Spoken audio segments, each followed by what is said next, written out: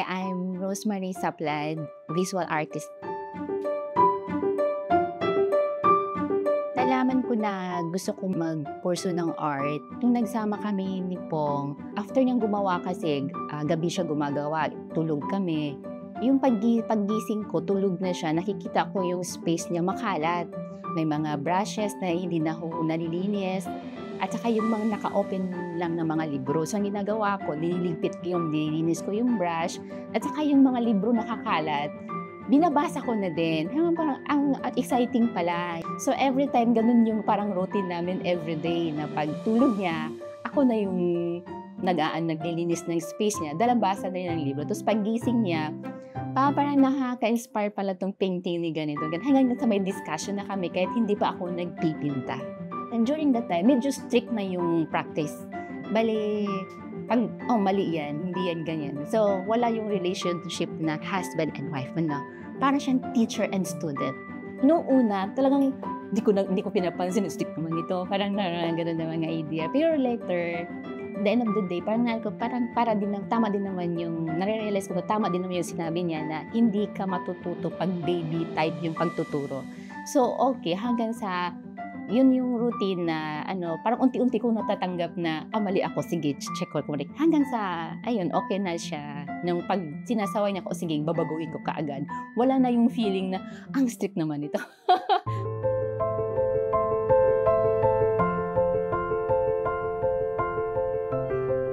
Pag may mga ideas kami, halimbawa, nagdi-discuss kami kung tama ba to, maganda ba, ano sa tingin mo? Better ba to or may kailangan pa bang i-improve or anong masuggest? Hindi lang sasabihin na maganda yan or pangit yan tapos wala na. Sabihin mo, kasi parang mas maganda kasi may bawi dito, may balance dito. Yun yung way na parang ini-explain mo yung side kung bakit yun yung napili. Tapos sa side ko naman, paalanganin ako sa idea ko, anong masuggest mo? Parang may ganun kaming mga, parang team or a team na parang masaya ako pag maganda yung nagagawa niya. Kung may parang off dito. Sa akin nun, kulang yan, mali yan. Medyo light pa yung gamot. Kung diinan mo pa ng dark. May mga ganun kaming instances. Hindi pa yung nawawala yung parang mentor, student. Siyempre, mas matagal siya. So, mas yung confident ko na magtanong sa kanya. Parang mataas na yung tiwala ko sa kanya na tama yung ma-suggest niya sa akin. Kaya nung 2017, nakagawa na ako ng artwork, yun, simulang lumabas sa art scene.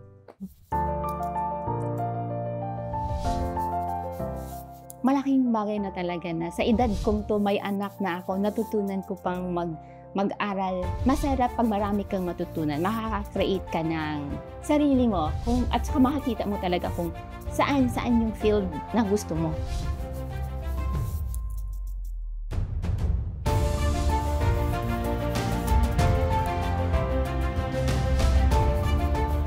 Tinitingnan ko sa sarili ko yung characteristic ng glass at saka parang iniisip ko siya na ako, kaya lang still life, yung glass, yung pagiging transparent ng glass. Minsan gusto ko sa amin, halimbawa dito sa family, gusto ko transparent, at least nakikita mo at alam mo rin kung paano mag-adjust. Gusto ko rin yung characteristic ng tea, yung texture din ng bag, yung tea bags, although pare-pareho sila, pero yung creases kasi nila, once nagamit mo na sila or nahawakan mo na, nagkakaroon talaga ng tupi na hindi mo inaasahan na yun na yung magiging tupi niya.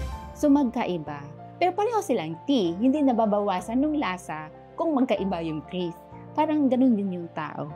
Hindi nababawasan yung pagkatao niya kung iba yung nararanasan niya. Kung naging failure siya sa ganitong field, hindi ibig sabihin na nababawasan yung pagkatao niya. May chance pa rin siyang umangat, magkakaroon ng beauty. Each one of us is unique.